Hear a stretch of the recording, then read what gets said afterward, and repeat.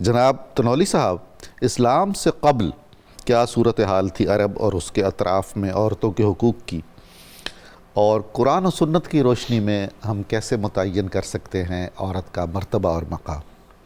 بسم اللہ الرحمن الرحیم۔ ڈاکٹر صاحب بہت شکریہ، جو آج کا ہمارا موضوع ہے اس کی بہت اہمیت ہے۔ اسلام کی جو اہمیت ہے تاریخ انسانی میں، اور انسانیت پر جو اسلام کے احسانات ہیں ان کو نمایاں کرنے کے حوالے سے بھی، اور اپنے معاشرے کو عورت کے مقام سے آشنا کرنے کے حوالے سے۔ بے شک ڈاکٹر صاحب، جب بھی سوسائٹی میں کسی بھی طبقے کے مقام و منصب کا تعین کیا جاتا ہے تو ہم دیکھتے ہیں کہ اس کی دو جہتیں ہیں، یا تو آپ اس کو زمینی لحاظ سے متعین کرتے ہیں یا آسمانی لحاظ سے۔ بہت خوب، یعنی یا دینی تناظر میں جی، یا سماجی اور معاشرتی تناظر میں۔ بالکل۔ تیسرا کوئی آپ کے پاس زاویہ نہیں ہے، جہت نہیں ہے جس حوالے سے آپ اس طبقہ معاشرہ کا، چاہے وہ مرد ہے، عورت ہے، مزدور ہے، غلام ہے، آقا ہے، سب آرڈینیٹ ہے، سپر آرڈینیٹ ہے، ہوس ایور، جی، اس کے مقام و منصب کا تعین کر سکیں۔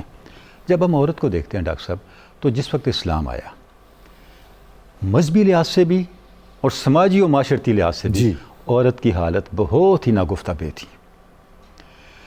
جیسے ابھی آپ نے ایک لفظ استعمال کیا، آبجیکٹ، شے، جی جی، عورت کو پرسن بھی ڈکلیئر نہیں کیا گیا، اللہ اللہ، عورت کو لیگل پرسن اسلام نے ڈکلیئر کیا۔ جی، یعنی اس عورت کو بطور ایک انڈیویجول کے، واہ ایک واہ، فرد کے واہ، مقام و منصب اسلام نے دیا۔ دیکھیں، حق کے لیے لیگل پرسن ہونا ضروری ہے۔ جی ہاں، جب تک آپ لیگل پرسن نہیں ہیں، آپ کا کوئی حق نہیں ہے۔ جی ہاں، جب آپ کو تسلیم ہی نہیں میں کیا ایسی جا ریاست رہا، میں چلا جاتا ہوں جس کی شہریت میرے پاس نہیں ہے، جس کے پاسپورٹ آئی ڈی کارڈ میرے پاس نہیں ہے، میں وہاں کوئی حق کلیم نہیں کر سکتا، کیونکہ میں اس ٹیریٹری کے اندر لیگل پرسن نہیں ہوں۔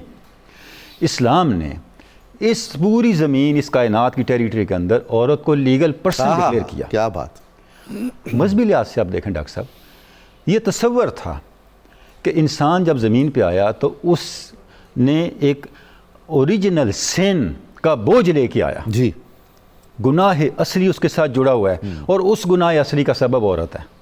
ہاں، یہ تصور چلا یہ ہے تصور ساتھ۔ دینی لحاظ سے، مذہبی لحاظ سے چلتا آ رہا تھا۔ جی، اسلام نے اس کی نفی کر دی کہ جب آدم علیہ السلام جنت سے نکالے گئے، معاذ اللہ العظیم جو بھی کہا جاتا ہے، تو ان کو جو پھل کھانے کی غلطی انہوں نے سرزد ہوئی ہوا کی وجہ سے ہوئی، حضرت ہوا کی وجہ سے، اسلام نے کہا یہ غلط ہے۔ جی ہاں، اسلام، اب دیکھیں قرآن مجید ہے، ارشاد ربانی ہے، سورہ بقرہ ہے، فَأَزَلَّهُمَا الشَّيْطَانُ عَنْهَا فَأَخْرَجَهُمَا مِمَّا كَانَا فِيهِ، ہاں، تثنیہ کا صیغہ ہے، تزنیہ، دونوں، ان دونوں کو شیطان نے بہکایا، کہ ایک نے دوسرے کو نہیں بہکایا۔ کیا بات، کتنی بڑی بات ہے۔ واہ، یعنی وہ جو اوریجنل سن کی جڑ تھی، قرآن مجید نے اس کو کاٹ دیا، اچھا، دونوں کو تشخص بھی برقرار رکھا نا، الگ الگ، دونوں کو ایکول۔ ایکول، دیکھیں، مما کانا فیہ، دونوں ایک ہی سٹیٹس میں تھے۔ جی بالکل، دیکھیں نا قرآن مجید کتنا جامع ہے، اللہ رب العزت کا کلام ہے، ارشاد ربانی ہے، فَأَزَلَّهُمَا الشَّيْطَانُ عَنْهَا فَأَخْرَجَهُمَا مِمَّا كَانَ فِيهِ، جس مقام پہ دونوں تھے، جی، اس سے ان کو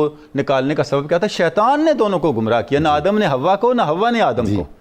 تو گویا یہ جو تصور چلا آ رہا تھا اوریجنل سین کا، جس کی وجہ سے عورت کو ہمیشہ معاذ اللہ لعنت کا اور نحوست کا اور پتہ نہیں کس کس کا نشان سمجھا جاتا ہے، اسلام نے اس کی جڑ کاٹ دی۔ پھر وہاں تک نہیں رکھا، اسلام نے یہ کہا عورت نیک عمل کرے یا مرد نیک عمل کرے، دونوں برابر ہیں۔ سبحان اللہ، عمل مرد کرے یا عورت، اللہ ان کے عمل کو، اجر کو ضائع نہیں کرے گا۔ سبحان اللہ، دونوں کا عمل اللہ کی نگاہ میں برابر اہمیت کا حامل ہے۔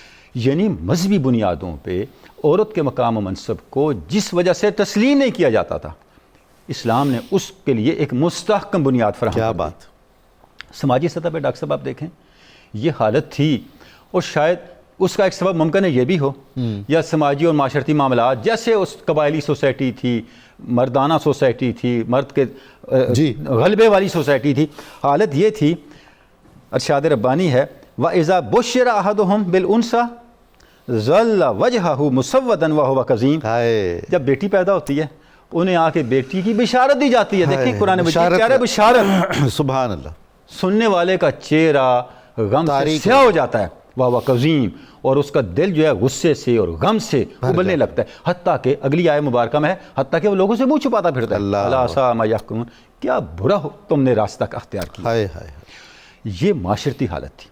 اچھا، اس کا نتیجہ کیا تھا؟ زندہ دفن کرنا، یعنی بعض اللہ بیٹیوں سے جان چھڑاتے تھے وہ، جب بیٹیاں پیدا ہوتی تو انہیں زندہ دفن کیا جاتا تھا۔ اب قرآن مجید نے اس کی جو ممانعت کی اور اس کے جو عقوبت، اس کے جو انجام سے آگاہ کیا، فرمایا جب قیامت کا دن ہوگا وَإِذَا الْمَوْءُودَةُ سُئِلَتْ بِأَيِّ ذَنبٍ قُتِلَتْ، اس دن زندہ درگور کی گئی بچیوں کو کھڑا کیا جائے گا، ان سے پوچھا جائے گا تمہیں قتل کیا گیا، کس لیے قتل کیا گیا؟ ڈاکٹر صاحب بچی نے کیا بتانا ہے؟ ہاں سوچنے کی بات ہے، کیا بات، اللہ کیوں پوچھ رہا ہے بچی سے؟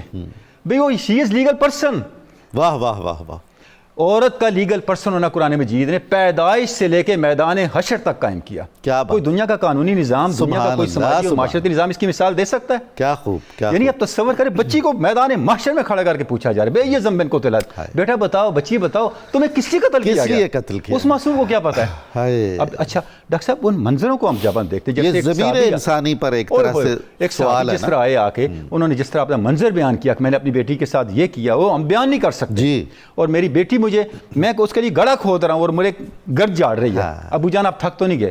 حتیٰ کہ آپ صلی اللہ علیہ وسلم کی ریش مبارک تھی، آنسوں سے تر ہو گئی، صحابہ نے کہا اس شخص کو کہ تم نے آپ صلی اللہ علیہ وسلم کو دکھی کر دیا، فرمایا نہیں، اسے دل کا بوجھ ہلکا کرنے دو۔ یعنی یہ پورا واقعہ بتاتا ہے وہ کیا سنگ دل معاشرہ تھا، کہاں بچیوں کا باپ کے لیے پیار اور کہاں باپ کی یہ شدتیں۔ تو ڈاکٹر صاحب اب دونوں سطحوں پہ ہم دیکھتے ہیں، دینی سطح پر بھی اور معاشرتی سطح پر بھی اسلام نے کیا کیا۔ ڈاکٹر صاحب اسلام نے عورت کے مقام کو بحال کیا، اس کے بعد جو حقوق دیے انتہا ہے، عزت و عصمت کا حق دیا، رازداری کا حق دیا، اور عورت کو ہر وہ حق جو آج نصیب ہے، مختصراً میں عرض کروں گا، اس حق کی اصل قرآن مجید اور آپ صلی اللہ علیہ وسلم کے فرامین کے اندر موجود ہے۔ سبحان اللہ، سبحان اللہ۔